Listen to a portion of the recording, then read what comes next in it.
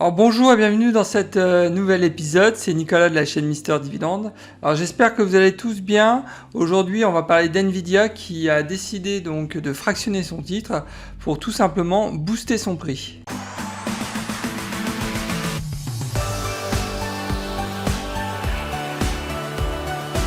Alors avant de parler du fractionnement du titre de NVIDIA, je pense qu'il est important de présenter cette société parce que bon, elle est plutôt connue aux États-Unis et aussi dans le monde du gaming et aussi de la crypto. Mais pas forcément en Europe. Donc il faut savoir que Nvidia est un des leaders en fait du marché des cartes graphiques et des puces électroniques. Ces puces elles sont aussi bien utilisées donc comme je disais dans le monde du gaming, mais aussi dans les data centers et aussi dans le secteur automobile. Donc vous voyez la gamme d'utilisation est assez large. À noter aussi que depuis quelques années, Nvidia a beaucoup investi en fait dans l'intelligence artificielle et les voitures autonomes qui, comme on le sait tous, sont vraiment des secteurs d'avenir. Donc je pense que Nvidia, si on retire la partie dividende, on va y revenir plus tard, c'est vraiment une société avec un énorme potentiel. Le seul bémol, c'est son prix actuel. Donc ils ont un PER, je crois, de 40 ou 42, un truc comme ça. Donc c'est une société extrêmement chère. Alors Nvidia en quelques chiffres, il faut savoir que le rendement sur dividende est de 0,10%, donc là c'est très faible. Pour un investisseur qui cherche le rendement, 0,10% c'est même une catastrophe. C'est vrai que quand moi j'ai acheté ce titre, je ne l'ai pas acheté en fait pour le rendement du dividende, mais c'est surtout pour le potentiel de cette société. Le point, c'est ce que je me dis à chaque fois quand je vois le titre, le point faible de ce titre actuellement, c'est son prix. Ils ont un PER. Moi, j'ai acheté ce titre quand le PER il était à 42, je crois. Donc, c'est extrêmement cher. C'est même trop cher, à mon sens. Je pense que j'ai fait une connerie quand j'ai acheté ce titre. Mais bon, voilà. Pour l'instant, je l'ai.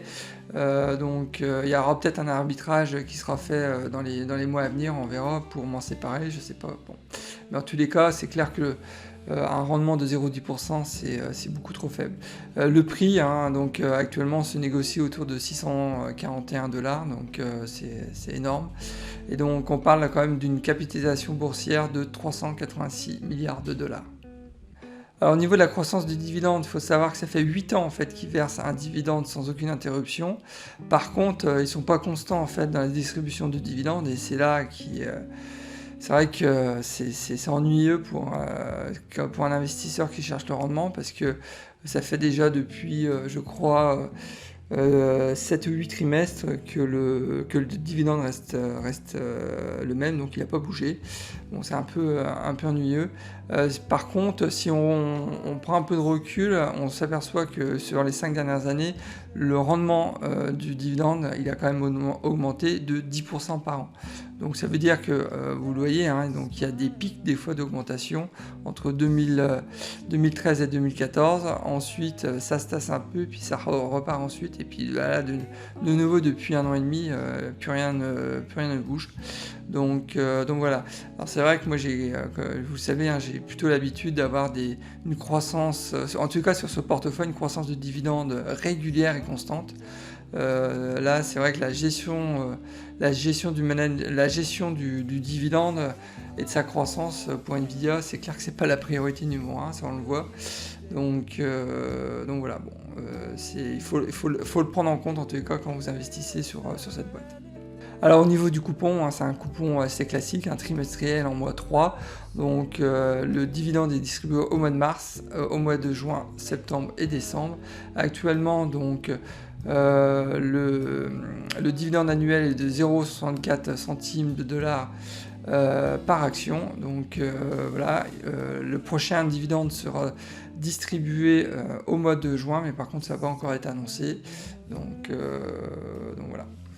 Alors si on jette un coup d'œil rapide sur le business, on s'aperçoit que le chiffre d'affaires depuis 2012, regardez, on était parti sur un business qui faisait 4 milliards de dollars, et en 10 ans de temps, on est passé donc à plus de 16 milliards de dollars, donc on a fait du fois 3,5, 4, donc c'est vraiment énorme la croissance. Et regardez au niveau de la dette sur capital, il n'y a rien. Donc c'est une boîte qui s'autofinance. de A à Z, donc là, il n'y a rien à dire. C'est aussi, ça explique certainement aussi le management qu'ils ont concernant le dividende. C'est clair que c'est pas la priorité de la boîte, hein. C'est une boîte qui est en pleine croissance. Donc la priorité, c'est d'investir dans des nouvelles technologies pour développer leur business. Donc c'est certainement pas de distribuer une partie de leurs bénéfices. Alors si on jette un coup d'œil sur mon portefeuille actuellement, donc j'ai 5 titres uniquement, hein, mais qui représentent une valeur marché de 3100 $. Donc regardez, hein, le montant de mes revenus, c'est colossal. Donc je gagne 3 $ par an avec en possédant donc 5 actions, donc pour un montant, une valeur marché de plus de 3000 $. Donc c'est vraiment ridicule.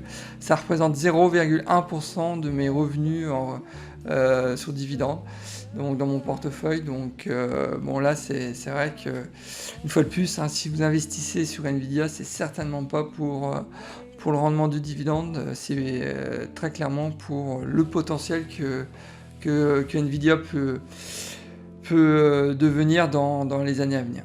Alors je pense qu'il était important de présenter Nvidia. Maintenant on peut rentrer un peu plus dans le détail concernant l'opération donc de fractionnement du titre.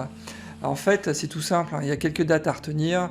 Le 21 mai, Nvidia a annoncé son souhait donc, de fractionner ses titres de 4 pour 1. Ça veut dire que pour tout actionnaire qui possède une action, l'actionnaire va recevoir 3 nouvelles actions. Donc c'est ça que ça veut dire. Donc en parallèle de ça, par contre, le titre va être divisé par le prix du titre va être divisé par 4. Donc c'est en fait au niveau de la capitalisation boursière, ça va absolument rien changer du tout. Ce qui va changer, c'est juste le nombre de titres émis sur le marché. On va passer donc d'1 milliard de titres à 4 milliards de titres. Ensuite, la seconde date, donc cette opération en fait doit être approuvée en assemblée annuelle des actionnaires. Donc cette approbation donc aura lieu théoriquement donc, le 21 mai. Et donc suite à cette approbation, donc l'opération de distribution sera prévue après la clôture donc du 19 juillet. Alors les avantages de cette opération de fractionnement pour Nvidia, j'en vois plusieurs, mais en fait ils sont tous liés. Le fait en fait de baisser le prix par fractionnement de titres, donc ça va en fait rendre le titre plus attractif pour les investisseurs retail. Moi pourquoi j'ai que 5 titres, c'est parce que le titre, et je l'ai acheté, il était à plus de 500 $. Donc forcément, si le titre il était à 150, 200 $, j'en aurais certainement acheté plus. Donc 500 $ pour un investisseur retail, donc un particulier, ça commence à être cher. Donc regardez par exemple Amazon, il devrait aussi s'inspirer, je pense, à un moment ou à un autre, pour baisser, pour faire un fractionnement des titres, parce qu'Amazon aussi, on parle d'une action à plus de 2000 $, donc c'est beaucoup trop cher. Donc voilà. Donc typiquement, un titre qui est moins cher va être plus attractif, donc, et forcément la demande va augmenter. Donc, et on le voit, regardez, là, depuis en fait, qu'on sait que le titre va être fractionné, regardez les augmentations journalières du prix du titre actuellement. Ça n'arrête pas d'augmenter, mis à part hier ou avant-hier où c'était le Nasdaq complet qui a chuté. Mais regardez, sinon ça n'arrête pas d'augmenter. Et ce qui va se passer, c'est que le titre, en fait, il va après donc le fractionnement, il va être à un prix, on va dire raisonnable, autour de 150-200 $, mais ça va de nouveau augmenter. Donc, et ça c'est tout bénef en fait pour les actionnaires. Et donc pour moi c'est quoi ? C'est de la création de valeur, rien d'autre. Là on parle c'est de la création artificielle de valeur, hein. Faut bien l'avoir en tête. Nvidia n'a absolument pas changé son business, c'est un business qui est extrêmement rentable, avec une croissance à 2 digits tous les ans, donc avec zéro dette, donc business très sain. Mais voilà, donc pour augmenter la valeur de l'action, donc et pour faire plaisir aux actionnaires. Donc je pense que ça permet aussi de rétribuer les actionnaires, parce qu'en fait, comme Nvidia est plutôt radin sur la distribution des dividendes, mais en parallèle, si le titre ne cesse d'augmenter, ça permet de rétribuer, j'ai envie de dire, les actionnaires. Donc, je pense que ça fait aussi partie de leur plan. Donc, c'est pour ça que j'appelle ça de la création de valeur. Donc voilà, et c'est vrai que s'il n'y avait pas eu cette opération, et on le voit bien, depuis 6 mois, Nvidia, le prix du titre, il variait entre 500, 550, mais il n'y avait pas de boost, quoi. Donc, et c'est vrai que moi, je commençais à me poser des questions, à savoir, ok, Nvidia, bon, bah, j'ai acheté trop cher, ça va pas évoluer dans le bon sens, ça va même peut-être baisser. Il n'y a aucun intérêt que je garde le titre parce que ça me génère que 3 pauvres dollars par an donc de dividendes. Donc autant réinvestir donc cet argent dans un titre qui me donnerait plus de dividendes. Donc c'était c'était en fait la réflexion que je me faisais. Et suite à cette annonce, bah voilà, qu'est-ce que je vais faire ?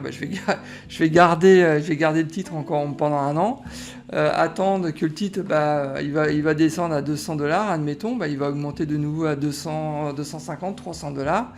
Et quand je me poserai de nouveau la question quand il sera à 300 $, mais en attendant, j'aurais reçu des nouvelles actions et j'aurais fait une belle opération si je vends le titre, quoi. Donc voilà.